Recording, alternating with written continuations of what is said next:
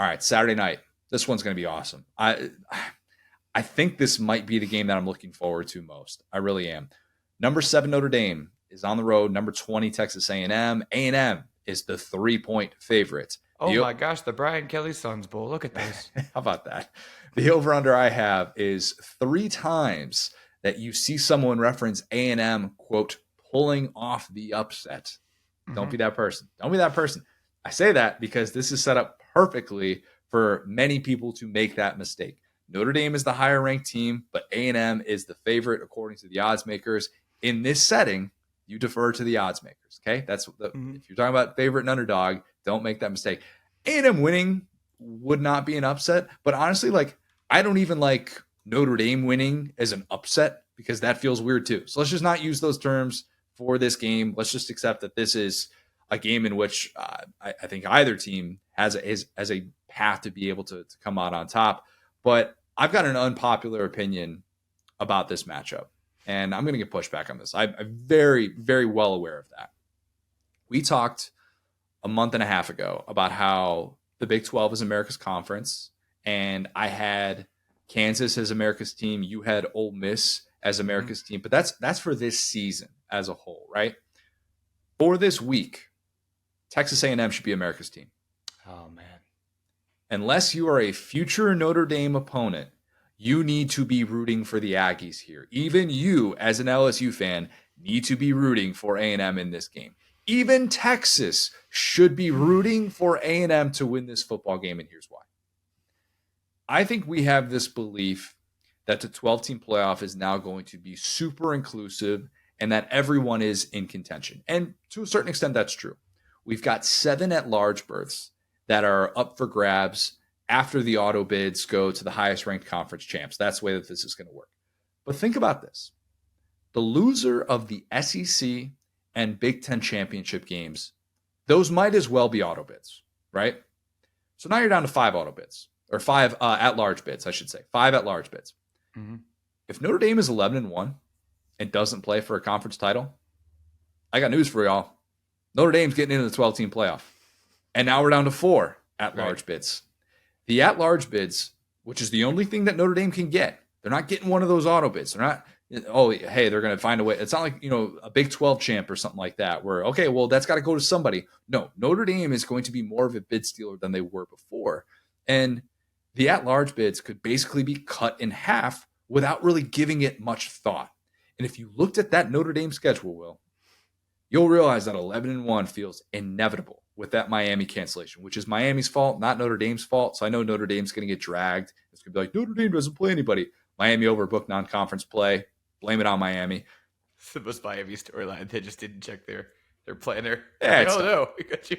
Sometimes you overbook. This meeting the next year, bro. You overbook, you underbook. I would happen all the time. Like, oh yeah, hey, I can't make that call at 1 o'clock because I've got a 1:15 or something like that. I'm like, oh no, it's actually Thursday, not Wednesday. It happens. It's the best of us. Just not usually with college football non-conference scheduling. But Will, this is a schedule that is just like begging for 11-1. And I say that as someone who isn't saying that Notre Dame is going to compete for a national championship. They're the team that's got 3 wins against AP top 5 teams in the last 25 years. All right.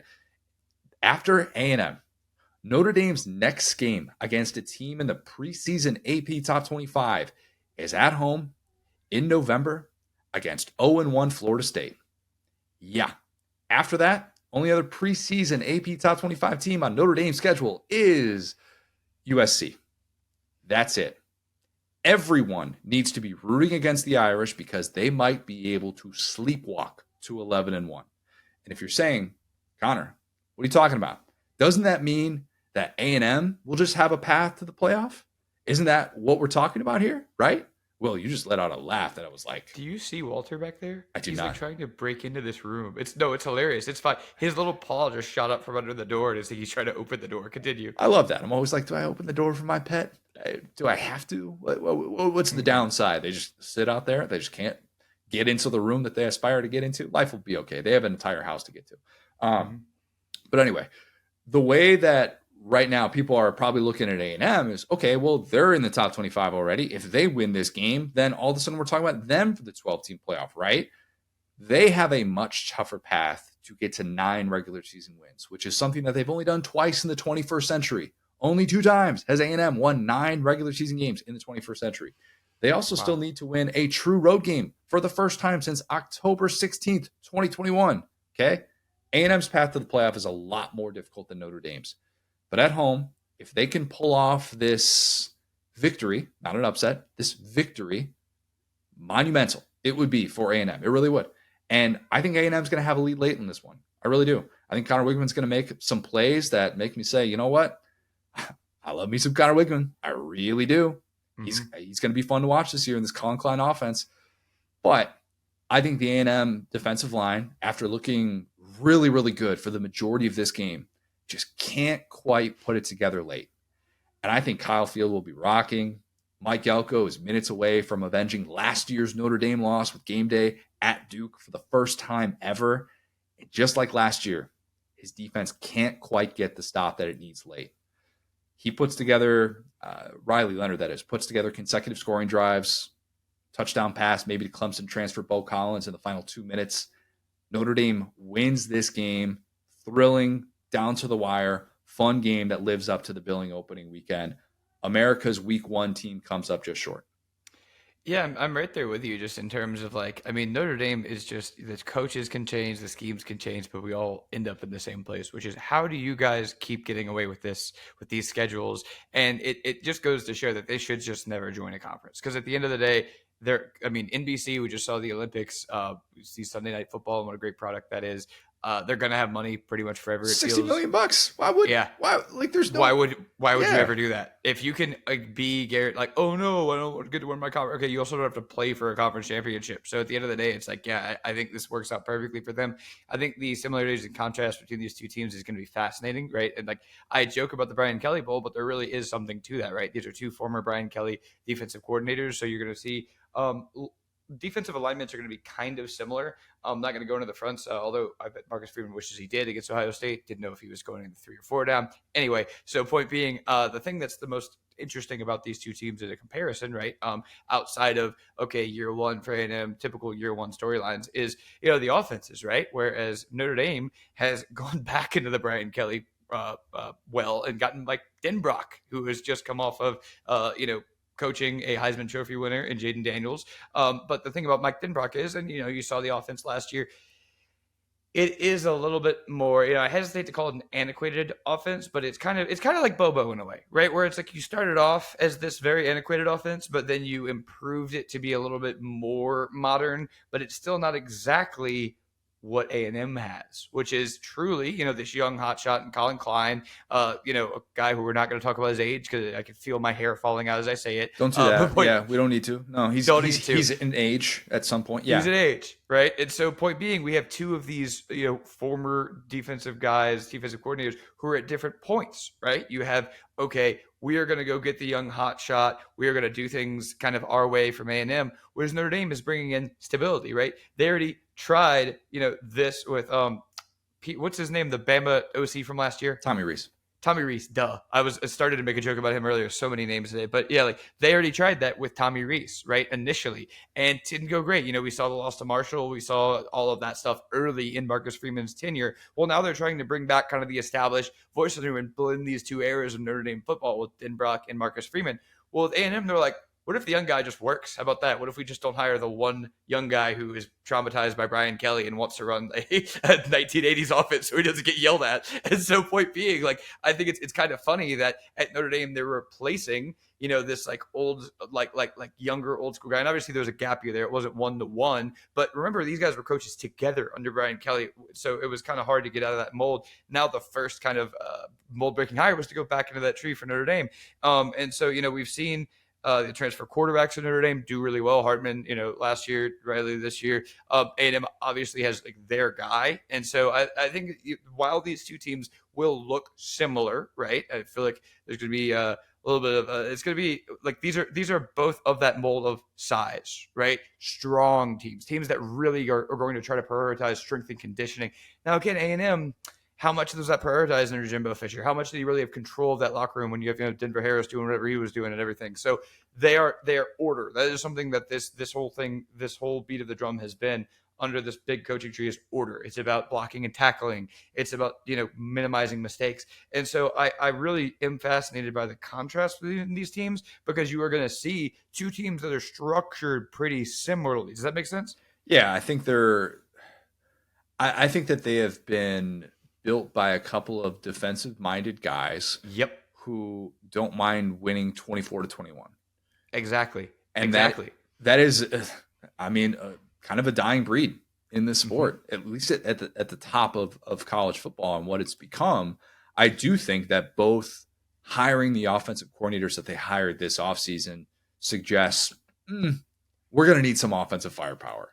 Yeah. We're going to need some help, because if we don't do those things, I think that we're going to limit our ceiling. And I credit both coaches for doing that, because I think that's a tough thing to do at times. Like I just think that defensive minded coaches, I always go back to the example with Muschamp. I'm like, do you ever want to score? Like, do you know that you can get to 28 points? Like, Yeah. You realize that it's not going to hurt you if you have a quarterback throw the football 25 times in a game. It's got like a dog shot collar on every time. He's Yeah. number 2. No. Right. But like, I think some of these guys are just wired that way, and it's tough to kind of break out of it. And they are going to be two fascinating hires. Maybe the two best offensive coordinator hires that we had in college football this offseason. And I think that it's going to be a great battle up front. I think if Notre Dame can handle the pressure that Elko is going to throw at them with that defensive line, something I feel like I've been talking about forever with Scorton and Turner, if those guys are neutralized with a couple of new tackles that Notre Dame has in a post-Joe Alt world, that's such a great sign from Notre Dame. I don't know that happens, but I think my takeaway from this will be A&M's going to be able to hang with anybody. They're going to be able to hang with anybody on that schedule the way that it sets up, because of the fact that they get all these headliner home games. And yeah, their easier games in theory are on the road. And they're going to be that type of team this year. But I think my takeaway will be Riley Leonard's got this kind of figured out. And credit him coming off of injury with all these moving pieces in that atmosphere, knowing the potential mismatch that's going to be staring him in the face with that pressure rushing off the edge, speeding up his decision-making process. That's going to be such a difficult thing to manage in that venue. And I will give him his flowers if he does that. That will be really impressive. And I think that's why A&M is a slight favorite. Yeah, and I'll say too, man, one thing that is legitimately fascinating to me is, like, I wish in college football you could sort by quarterback carries the way you can in the NFL, because sacks are like counted as carries. I would love to know how many carries Jaden Daniels had in that offense, because I want to see what this offense looks like when your quarterback's not averaging 9.3 yards a carry. SEC StatCat does a good job of tracking that as well. And I think that, like, the quarterback design runs, he usually does a really good job of like separating that. And you can eliminate, or I think there's like certain settings. I don't know if PFF does this, or if they do. I don't know. I'm out of season with my PFF stuff, but like, you can treat it like the NFL. Like, there's a way that you can change stats to be able to do that, where NFL doesn't obviously take away from rushing yards if a guy gets sacked. So there's probably ways that you can figure that out. Yeah, I'm super duper just interested by that, right? Because Riley Leonard is a good to great quarterback, right?